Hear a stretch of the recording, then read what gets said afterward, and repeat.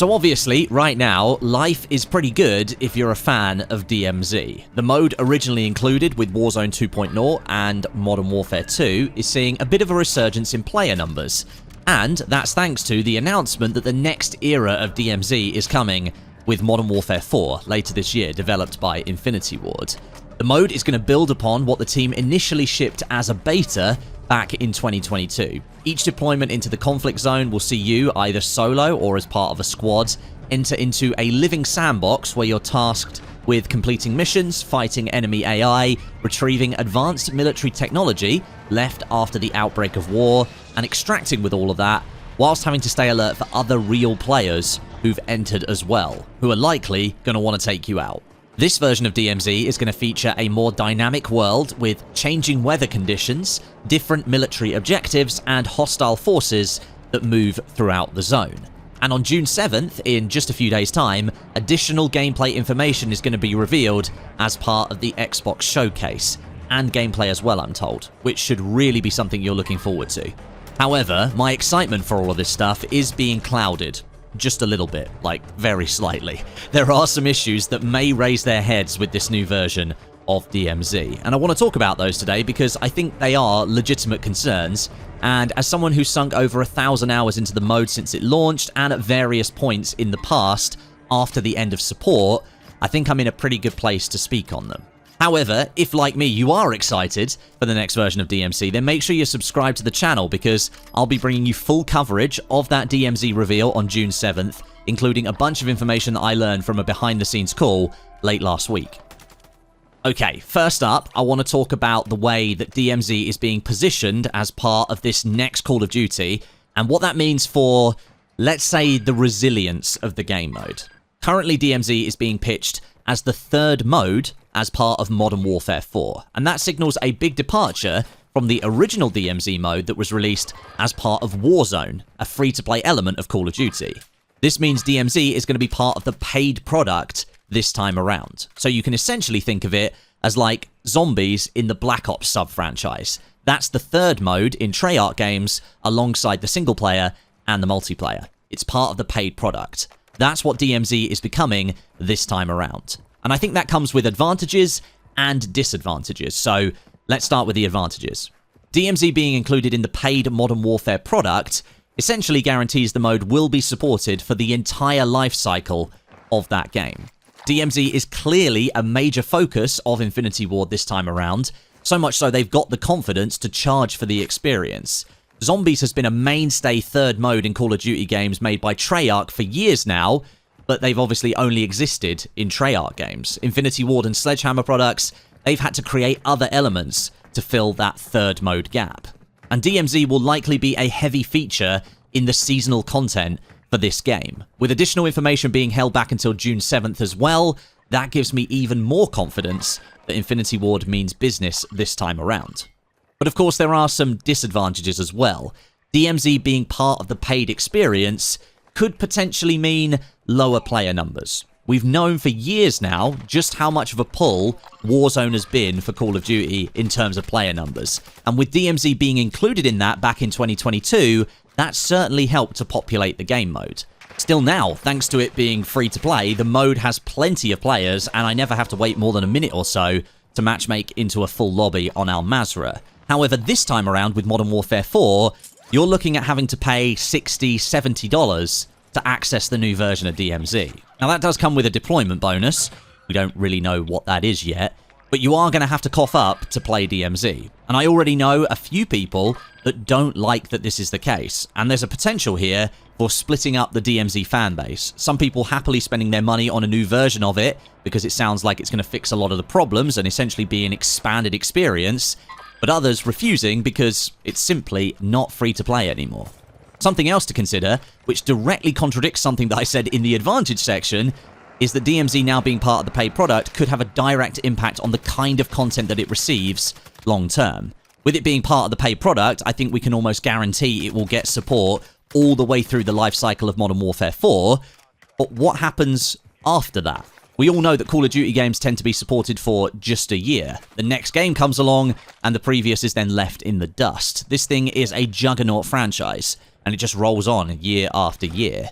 That potentially means the life cycle of DMZ could just be 12 months worth of time. Other extraction games like Delta Force, Arena Breakout, Tarkov, and soon Arc Raiders have committed to content well beyond just a year after launch. Are you going to want to invest time and money into this version of DMZ if the experience is only going to receive support and content for a year and then the franchise moves on? I guess that's a decision that you've got to make. As I've already said, other sub-franchises have their own third modes as well. Treyarch with zombies, for example. Treyarch isn't likely going to continue support for a mode like DMZ when they didn't make it themselves. So is Infinity Ward going to carry on supporting it after Modern Warfare 4 is no longer the main game? Do we get like a small team just doing patches and little fix updates here and there? Who knows? We don't have that information right now. Now, there are more advantages and disadvantages, of course, but one that I really wanted to highlight, because I actually think it sits on both sides of the fence, is the cheating situation. We all know that Call of Duty has a pretty severe cheating issue, and largely that's grown from the introduction of Warzone back in 2020. Now, DMZ was hit by this in 2022, and still now, without a proper anti-cheat implementation, it does suffer from bad actors ruining raids for everyone else. Ricochet is active in DMZ currently, and over the last couple of weeks, I have seen several players ricocheted out of matches, which is good to see, but the system relies on player reporting, and to me, that isn't a proper anti-cheat solution. With DMZ now being part of Modern Warfare 4 and being a paid piece of content, there's potentially a path forward here where the mode is less afflicted by cheaters because the price to entry is so much higher than what it was before. DMZ is currently free to play. Later this year, DMZ will cost $60, $70 minimum to access. However, I think we've seen recently with other titles on the market, and still recent COD titles actually, that games having a cost to them just isn't the barrier for cheaters that it used to be. Arc Raiders got off to a really hot start, but after a few months, that game had a cheater issue as well. The game costs $40, but there's still an issue of cheaters in raids here and there. They've just announced, actually, they're adding a new layer of anti-cheat into the game to help combat things, and that's despite a $40 price tag. Cheaters are still finding their way through. So, with DMZ being behind a paywall this time, I'm not actually sure that's going to help things that much. So many games on the market right now are struggling to control the cheating situation, with only really a few exceptions. And probably the biggest one that I can think is Valorant. They do seem to be winning their war against cheaters. I think DMZ is going to have that same sort of fight with cheaters when it launches, even though the cost barrier will do some of the work first. The anti-cheat is going to have to step up properly, and hopefully Infinity Ward implements some kind of payback or refund system for gear or loot that you lose to cheat players. A bit like Arc Raiders and Delta Force has. Being cheated on sucks, but I think we just live in a gaming world now where just because your player base is massive and your game is behind a paywall, that's really not enough to stop them anymore. Next, I want to talk about the balance between PvE, player versus environment, and PvP, player versus player. Any long-time DMZ player is going to know that at the start of the mode, all the way back at the end of 2022, people were very PvE focused when they first started playing. They wanted to complete missions, and often you'd find that they would help others do the same. However, once people finished those missions, the PvP encounters started to become more and more frequent. And I remember there was actually a lot of pushback to people who mainly focused on PvP in DMZ. A lot of players felt like the mode was being tarnished, and that wasn't what it was designed for. However, the mode was always described as a PvPvE experience, combining player versus player and player versus environment. So I never really thought like the rise in PvP after Season 1 and leading into Season 2 was really that much of an issue. What I will say though, is that the mode definitely could have done more and faster to try and keep some greater semblance of balance between both elements of the experience. So I'm happy to see that Infinity Ward is already highlighting the importance of PvE within this new version of DMZ. The official wording on the mode includes the phrase loot, fight, negotiate, betray, and extract, and the living world including dynamic military objectives and hostile forces moving throughout the zone. That's going to be the PvE elements of the game. Also, the inclusion of dynamic weather, I think that's going to be a game changer. Not knowing what weather condition you're infilling into will throw an element of jeopardy into the raid, and it will force you to think differently.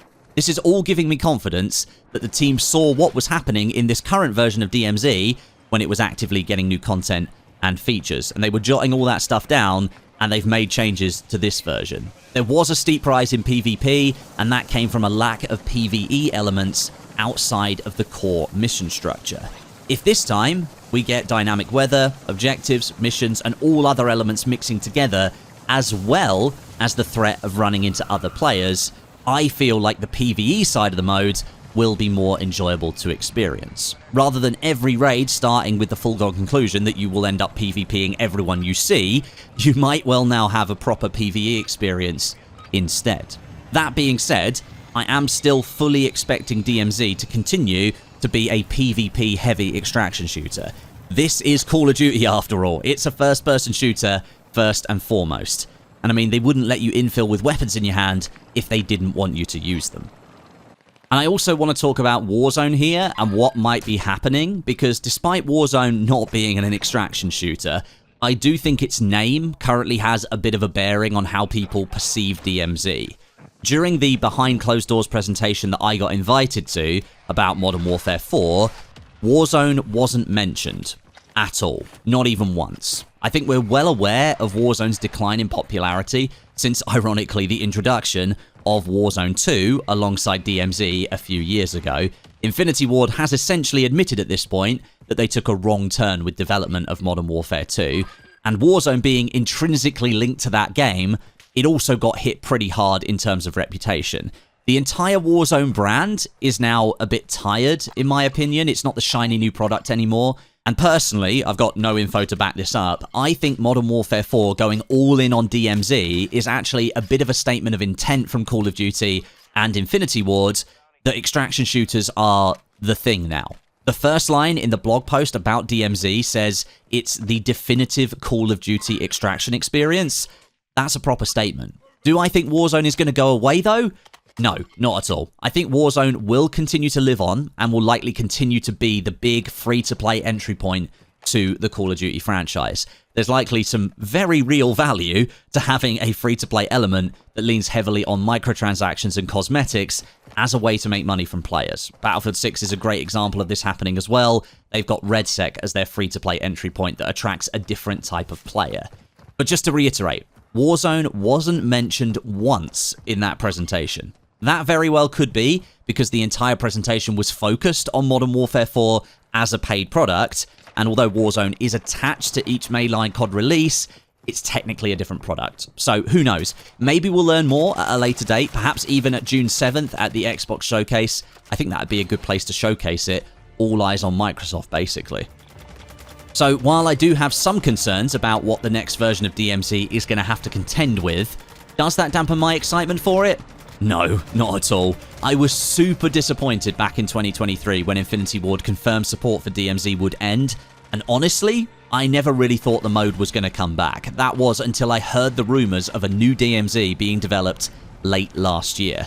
And here we are now with Modern Warfare 4, and DMZ is returning, and it sounds like the team really has taken on board a lot of the feedback from the previous version. I'll of course be diving into the game the moment it launches, covering all the details here on the channel as we lead up to the launch. So as I said at the beginning, make sure you subscribe to the channel so you don't miss anything important. Thanks for watching. I'll catch you later this week for more DMZ info.